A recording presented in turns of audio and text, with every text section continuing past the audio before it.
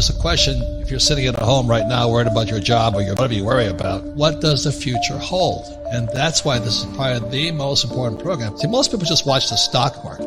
That's all they watch. They don't know much about home prices in their neighborhood. And that's not good enough. So our guest today is George Gammon. He takes the ultra complex and puts it in pictures. Even if you don't understand them at first, just keep tracking with them. Because you're going to see what 99.99% of the world's population will never see.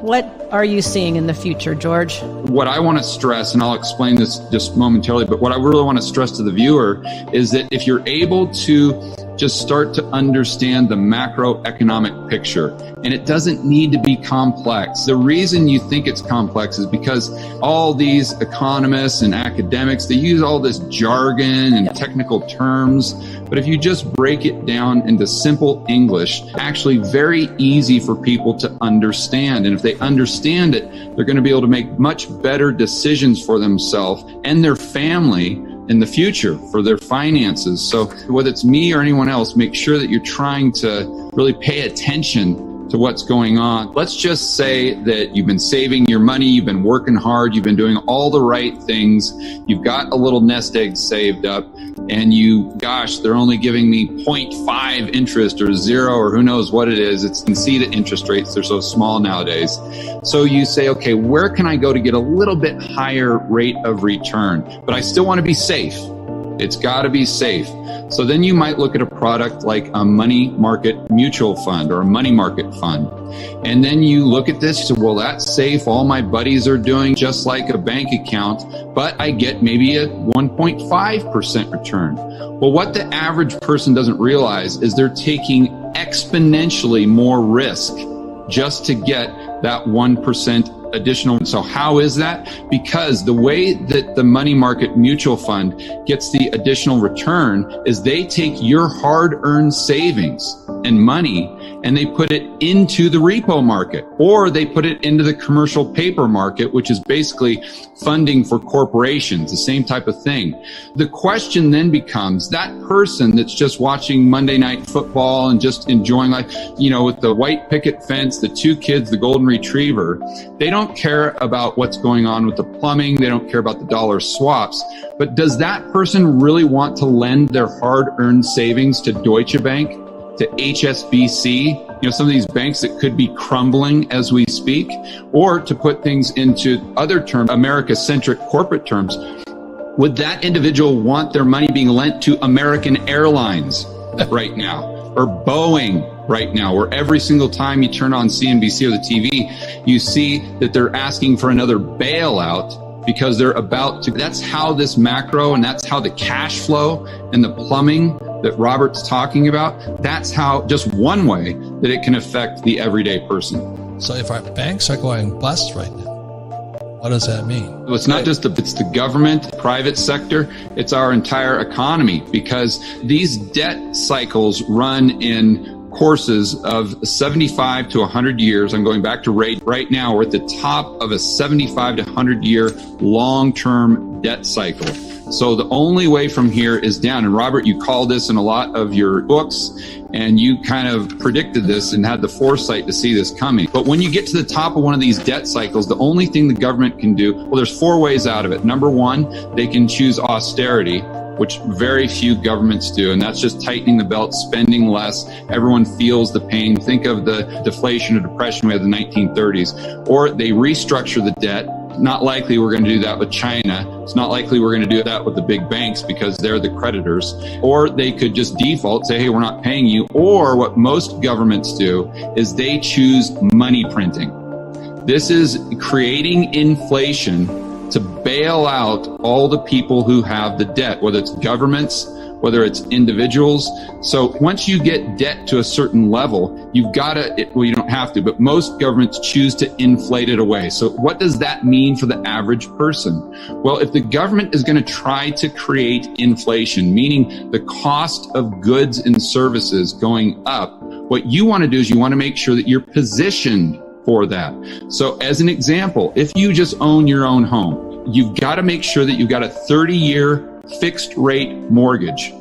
Because if they try to create inflation, if interest rates go up, then your interest rate is going to go up unless it's fixed. And what happens when you're a debtor and they create inflation, you're going to have the opportunity to pay the loan back, your mortgage, with cheaper devalued dollars.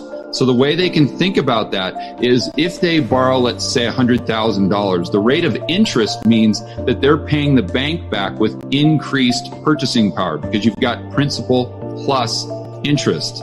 So what happens in inflation, though, is inflation allows the borrower to pay the debt back with less purchasing power. So if your rate of interest, let's say, is 1% or 3%, we'll call it, but inflation goes up to 5-6%, the delta between those two is a transfer of purchasing power from the bank to the individual homeowner. I think a lot of people listening to this probably have a mortgage, if not on a rental property, on their own home. I think that's the very first thing they can do to be proactive. Also, gold, silver, Bitcoin. You talk about that all the time. We're sitting on this coronavirus, which is changing everything.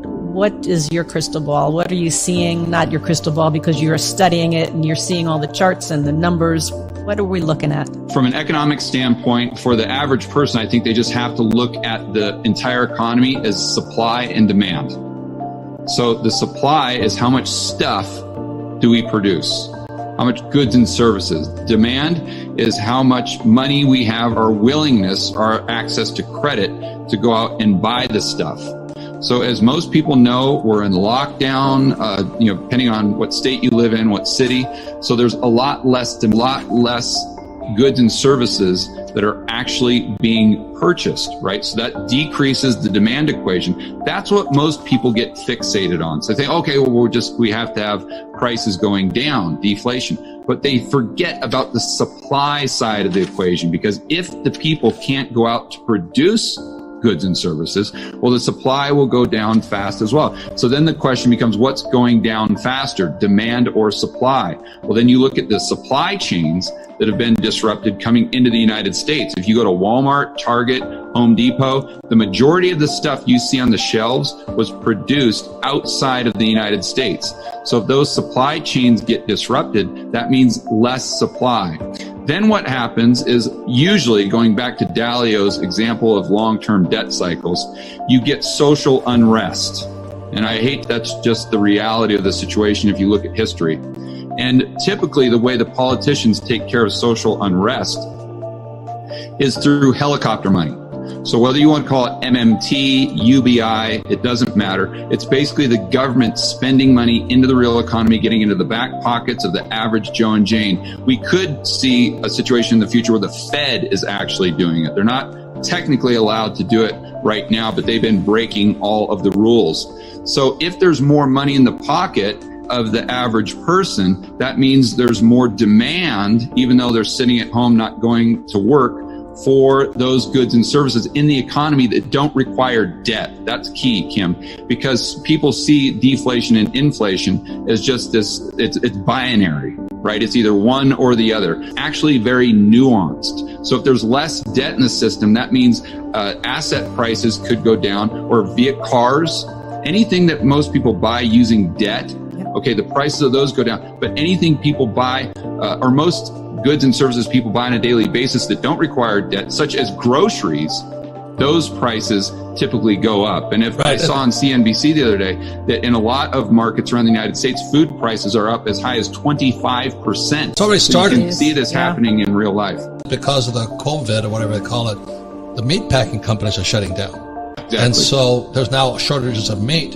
So a great example of supply decreasing faster than demand. But what's happening is and the Fed is pumping trillions into the economy. So you have a decreasing supply, and that's why the shelves are empty for pork and beef and all those things. Arab Spring, which I don't forget when that happened, but the real rioting wasn't about Muslimism or Christians and all this. Arab Spring was because mom and pop couldn't afford to go to the store. Food prices went so high. And I think that's what you're saying, is when people get hungry or they can't afford food, that's when the social situation